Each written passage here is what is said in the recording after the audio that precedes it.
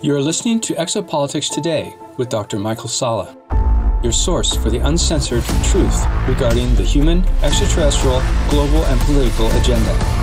Click the like button and subscribe to this channel. And now, here's Dr. Michael Salla. On January 10, 2022, my US Army insider JP revealed that he participated in a classified mission to an extraterrestrial space ark located under the Atlantic Ocean off the Florida coast in the vicinity of Bermuda. This was the second space ark that he has encountered in covert military missions. The first involved a space ark found on the moon, as reported in an earlier article. JP described how the mission began with an official briefing he received at a military base where he is currently serving. Then he was taken by Osprey helicopters to a large donut-shaped platform in the Atlantic, which was placed directly over a submerged space ark. JP estimated it to be at least a mile long, ovoid shaped. What follows are extracts from our Skype call where he described different aspects of the mission. Here is the first extract where he describes being taken to some kind of large platform suspended over the space ark. Yeah, I think he was one of the pilots that flew us to the ships. These massive boat ships that I was telling you about that has a big surface. They're huge. So we get there and then they line up everybody like in formation, and we have people like sections of different. You can see the painting on the floor. This ship is the same ship that I visited a couple of years ago, but now it had paintings on the floor saying, okay, Chinese, and then it says Russian, but it says it in their language, like where the formation is. So everybody's formation. So I was in United States part, square, where everybody forms up. There's at least 20 or 30 people in the United States, and there are at least 15 Chinese. JP recognized the ocean platform as the same one he was taken to by a triangle-shaped anti-gravity spacecraft around 2014, which is when he first told me about the platform. Rather than being allowed to descend from the platform to whatever lay beneath, he was denied entry by a senior military officer, a general, and told to leave. At the time, JP was a civilian. JP next described an elevator that carried mission members from the surface down into the interior of the craft. Personnel were mainly drawn from the US and China. Apparently China had been allowed access to the space ark found under the Atlantic as a reciprocal favour after it had allowed the US access to the space ark found by its U-22 rover described in an earlier article. What follows is what JP had to say about the US-China deal and his 2014 trip, where he was denied entry into the platform. Because because of the Chinese, they let us go on the moon, and because they helped us investigate that ship, now we have to let them investigate the one we found here in the Atlantic. It is a deal that we made with the Chinese that, if we go over there, now we let you go on this massive ship that we're going to do the mission with and start this mission. So there was just talking with Chinese generals and about the deal about, okay, yeah, you let us on the moon, but now we're going to let you on this ship. But there's stuff here in this location that was not on the moon that is gonna be groundbreaking. Like it's crazy, the technology that is in this particular ship that is in the Atlantic that got activated with all these other ships that got activated. Okay, so it's a similar ship to what was found on the moon, just a massive kind of sphere-shaped extraterrestrial craft. It's bigger. It's bigger. It's bigger. And this is like somewhere in the Atlantic near the Bermuda area, and it's at the bottom of the ocean. Bottom of the ocean. But remember, there's a ship that we get on, right, where the Ospreys land, and they land there, And then there's like an elevator. It looks like a donut. This massive ship that we get on, it looks like a massive donut, but in the middle, there's like an elevator, like an oil rig kind of thing, looking thing. And then there's an elevator that goes down to this massive ship that is under the Atlantic.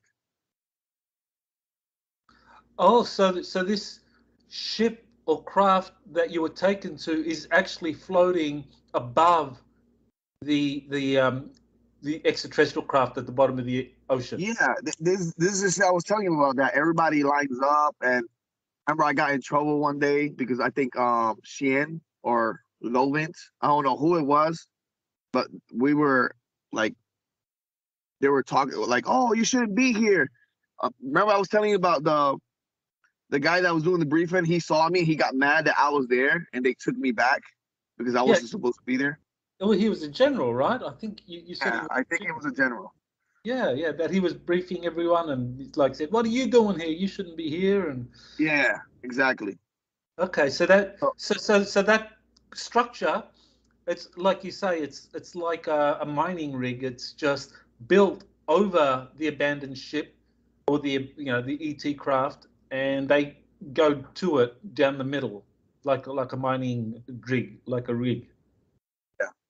It's important to note that the Atlantic Arc is much larger than the one found on the Moon. Both were activated when a large fleet of spacecraft arrived and parked in the vicinity of Ganymede, which involved another mission that JP participated in. JP next explains what happened when he travelled down the elevator with the rest of the mission members, which also included a group of indigenous Aztec-looking Indians, into the interior of the giant space ark.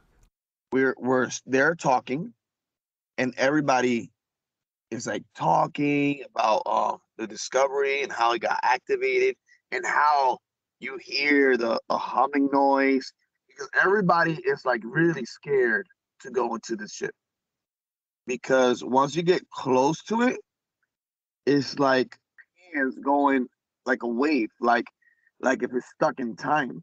Like you look at your hands and you wave it, and you can see your hand in a wave, like if you're stuck in time.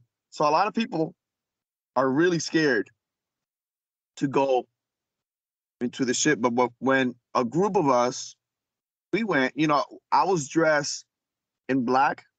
We changed. They took us to this room on the back part of the donut part of the ship, and they put us in roll. And then we went through like sprays and disinfecting and all that, because whatever was in this ship, we didn't want to bother it with anything that, infected, or if there is something living. They found like oxygen, like really pure oxygen inside this ship. And they're thinking that is plants that are still living, a type of like, not fungi, but like a type of algae kind of plant. And one of the scientists, they were telling me that this fungi kind of plant, it glows in the dark, and it's glowing. It's stuck to the walls, and it's connected to the moldavite type of rock that is on the walls, and it's glowing the whole ship like a light bluish greenish color that goes on and off and humming. And we didn't need those drones that we used on the moon, because in this massive ship there's it was more activated than the other ones. Okay, so you did go inside, or the elevator from the surface ship goes all the way from the surface of the ocean into the ship? Yeah, into the surface, into the ship. So after we changed to these black clothes, they put us into the elevator, and everybody was nervous. Everybody was looking at each other. The Chinese, they were laughing. They were laughing at us, like making fun of us, saying like, "Oh, you guys are pussies," like, huh? They were laughing.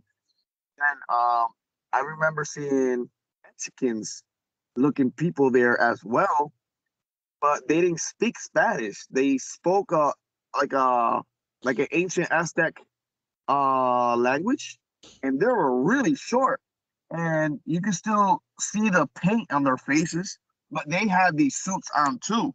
So I guess because scientists already went under to that shit, but they couldn't open certain locations. That's what happens. And when they came up, they were talking about, oh wow, the time is different down there. You can see your hands like multiple times when you wave it, like a type of a matrix, like time is really slow. And when you jump, it takes a couple seconds to jump back down. Like it's crazy. And then we started going down, and then in this elevator is huge. It's big. You can fit like a car in it. And you look around, and then when it goes into the ocean, in two, 3 or 4 seconds, it turns black. Boom. So that's how fast it goes. It goes really fast. And we have to buckle up on the elevator, but we're standing up. There's no seats. So we stand on the walls, and you buckle up, and you stay standing up. And it goes down, and you can feel your ears popping like it pops like really fast. And then the elevator has this pressurized, it pressurizes itself, and then you can see it turning small because of the pressure. But it's a type of metal that is really unbreakable. It doesn't break. It's a type of metal. So when it goes down, the pressure, it doesn't squeeze the elevator. But when it goes up and down, you can see it expanding and turning small. There was a time dilation effect that mission members experienced inside the craft, and the air was compressed to facilitate their trip into the interior of the craft that would have been pressurized to some degree to withstand the enormous ocean pressures at the bottom of the Atlantic.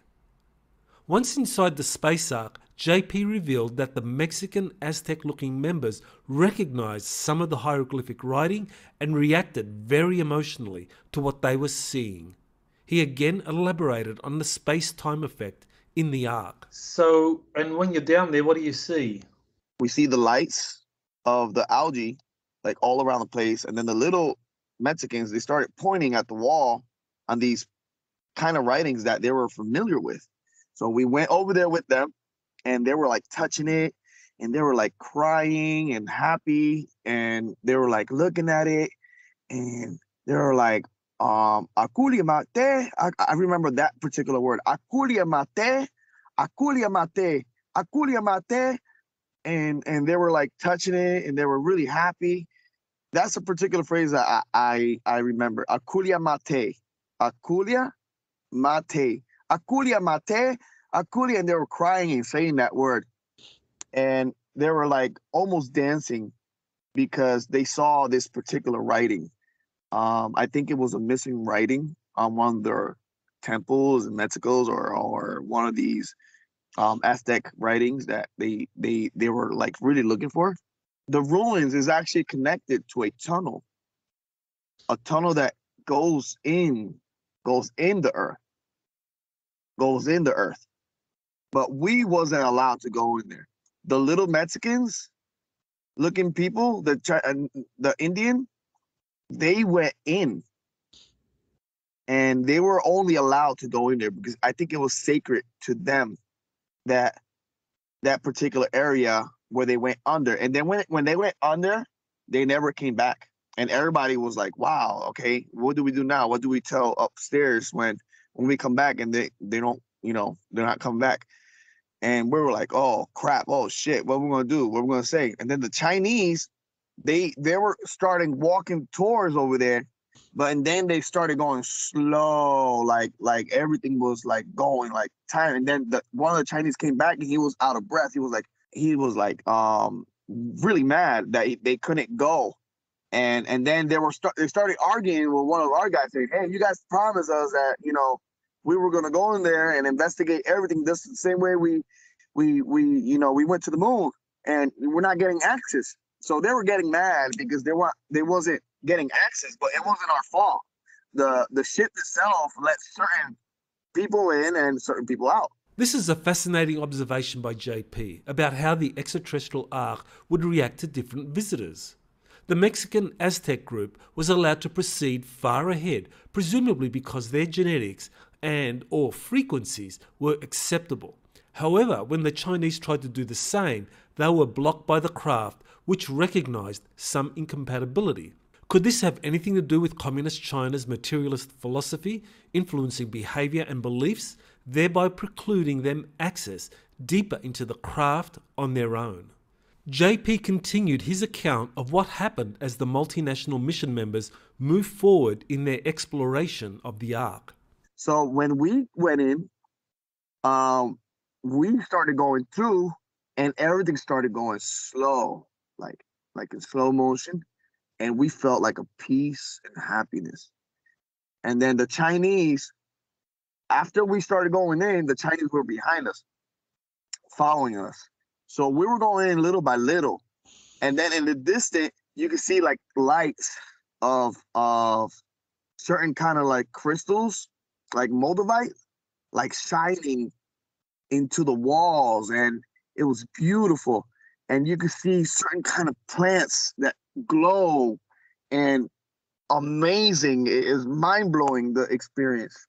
And everybody was like almost in a chain because we were like holding each other to get to this particular spot. And after we got to a particular place where it was full of plants that glow, we saw the little Mexicans like out in the distance, but we couldn't reach them. We screamed, we talked to them, but they couldn't hear us. But we still saw them keep going, but in slow motion. But they probably like was like gone. But we could still see the reflection of their body like leaving, like disappearing. Like you could see it disappear. This disappearance of the Mexican Aztec group was unanticipated, but the Mexican scientist and translator accompanying them stayed with the mission. JP described recognizing one of the Chinese scientists as the same person he witnessed during his visit to the ancient space ark found on the moon. So we got to this location, and then the Mexican scientist that was there, he stayed with us, and the other little people that were Mexicans, they left, and we didn't see it no more. And we were also investigating the walls, the writings of the walls, and that same Chinese archaeologist that was on the moon, he was there as well. I saw him, but the guy that I was with in the moon, he was not there. There was another different guy there, investigating the writings and all that. And we were there just to, be with him and make sure everything is, he does his work right. The other guy was told to watch over the Chinese because they wanted a particular information that they didn't tell us that they found on the moon. It is noticeable that even though the US and China were conducting a joint mission to explore the submerged craft, there were deep suspicions on both sides that the other was holding out on key information vital to mission success. It appears that this is going to be a perennial problem between the US and China as they collaborate in joint missions vital to planetary security. In the next extract from our Skype call, JP responded to one of my questions. What was it about the ship that activated? I mean, you said, the scientists or the military got very interested, or that this craft activated. And, so before they were there, they saw it and they were inside, and it wasn't activated. So when it activated, what happened? Well, everything started glowing. Everything, you can see the writings glowing because the writings, they're like they're like carved in, but because of the algae that's grow on them and it glows, you can see them. You can see the language easier with the glowness of the algae that's on top of the writing. So you can see it with more perfection. That's what really intrigued the scientists. That there were some parts that they didn't know that there were writings there, and they found some similar language of the Aztecs. The strange hieroglyphic writing could be clearly seen glowing under the algae that covered it. I next asked JP to describe what he was feeling when inside the craft. So when you're inside the craft, you said you felt good. Can you talk more about your feelings? What you were sensing? Similar to what we felt in Ganymede, near that Ganymede. In that particular building, you feel that happiness, and similar to what you feel in the moon, but it was more intense. What we felt here on this ship. When you say more intense, just describe what was going on.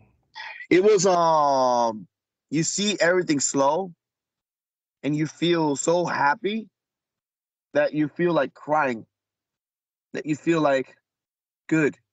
The only people that were mad was the Chinese, because there wasn't given access, but you could also see in their face that they were astonished of what they were seeing. They were happy. They were almost crying. But not like these the little Mexican people. They were really happy. They were like dancing, and they were like they were really happy.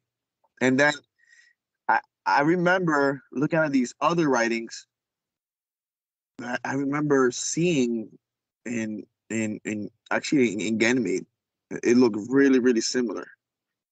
These writings, I felt so much peace, like if everything was connected. Like I felt like I was on the moon and Ganymede, like the same feeling. Okay, just remind me, when you're on the moon, so when you're on Ganymede, you went to some different locations and spots on the surface of Ganymede, different locations. Were any of these kind of similar, like ships, similar ships, or are they just similar technology? Similar technology. It's the same type of technology, but I think this one's even more ancient. Like it's older. You could tell it's more older. Like the wear of it, it's older. But I think they're like the same. I think the same age. JP described how he and a few other individuals had the ability to activate the Ark by simply being physically close to it. JP described how the Ark lit up in areas that he walked into, but this was not the case with other personnel. So when you went down there, your job was to accompany or assist an archaeologist studying the writings? There are some things that were activated when I got there. I don't know. Hey, tell me about that. So when you arrived, things began to activate. Yes, things began to light up when when certain people go, no lights turn on. But when I went, certain lights came on, and they were like, "What the hell?" People were like, "The hell?" Like they were like surprised. It was weird, but it was a good feeling. It was certain lights on the walls that were not on, and they glowed on when I arrived. All right, so your physical presence is part of the activation process, or maybe you have genes, or there's There was something. a guy also from the Chinese. There was a guy that I could not see his face. He had a hoodie, and he was with the Chinese, and he was also activating lights and all that. And then when I wanted to see his face, always he never let me see his face. Never let me see this guy's face. Like I couldn't see his face. He had a hoodie, and he was also working with the Chinese, but on the other side you could see the lights activating when he waved his hand. Like he knew what he was doing, like activating the lights, and he knew that what he was doing. I did not know. I just walked in and lights turned on. But I think there's certain people around the world that have, that they can activate these ruins. Some have inquired about the rather mundane roles JP appeared to play in his covert missions to Ganymede and the Moon, given his low military rank and rather dreary armed escort duties for archaeologists studying the strange hieroglyphic language. One of the things JP shared in our communications since 2008 is that he was often taken by human-looking extraterrestrials into large hemisphere structures, which he described as arcs. He witnessed ancient plants, animals and technologies that were being preserved for a future time. He also said that he met several other individuals being taken to these arcs, one of whom was a Chinese national. JP said he was taken to these large arcs for a time when they would become important for humanity in dealing with planet-wide contingencies. JP began sharing this information with me around 2014, and I kept this information to myself since no one else was talking about it. US covert operatives, however, have monitored JP's extraterrestrial contacts and our communications since 2008. This is best evidenced in photos of classified triangle and rectangle-shaped spacecraft he photographed near MacDill Air Force Base in 2017 that he sent to me for public release with the active support of covert operatives. This leads me to believe that JP is doing far more than simply escorting scientists to these ancient arcs and performing mundane escort duties. Due to his earlier access or innate genetic traits, he carries some energetic frequency, vibration or code that activates parts of the crafts he visits, thereby facilitating the safety and success of missions to these ancient space arcs. What is intriguing about JP's January 10 mission to one of the ancient extraterrestrial arcs being found under the Atlantic Ocean is that it matches with information released by Thorhan Eredjian through Elena Danan on January 4. When asked by Elena where the ancient arcs could be found on Earth, Thorhan replied, South America, Central Europe, northwest of Russia, one under the waters of the Atlantic Ocean. This one is the biggest. There are others as well, but I won't tell any precise coordinates. It is not my responsibility, but that of the Earth Alliance." End quote. Less than a week before JP's mission, Thorhan had already independently confirmed that a space arc was under the Atlantic and it was the largest of all those hidden throughout our planet. I found this to be stunning corroboration since JP had first told me about a location in the Atlantic to which he was taken around 2014 where a massive circle-shaped platform was suspended over the top of something big. He wasn't allowed to enter the floating structure when he was taken there by covert operatives. In short, JP had learned about something hidden in the Atlantic years before Thorhan's statement. In conclusion, JP's trip inside the space arc located under the Atlantic Ocean is likely just the first step in these arcs being revealed. Their activation signals that there is a timetable now in play, and it's up to the Earth Alliance to reveal them. The ark's location does raise the question of any possible connection to ancient Atlantis, UFO sightings in the area, and of course the famed Bermuda Triangle. I hope to soon learn from others who may have insight into what lies hidden deep beneath the Atlantic, which the US Navy is keeping hidden from American citizens and the world. This has been Dr. Michael Salla with Exopolitics Today. If you wish to learn more about JP and his covert missions that I've documented since 2017, please visit my website. You can find the page I created for JP by going to the Resources tab in the navigation menu of my website. To get the latest updates about JP and other exopolitics issues, please remember to subscribe on my website. And remember to like and subscribe to my Exopolitics Today podcast. Thank you for listening.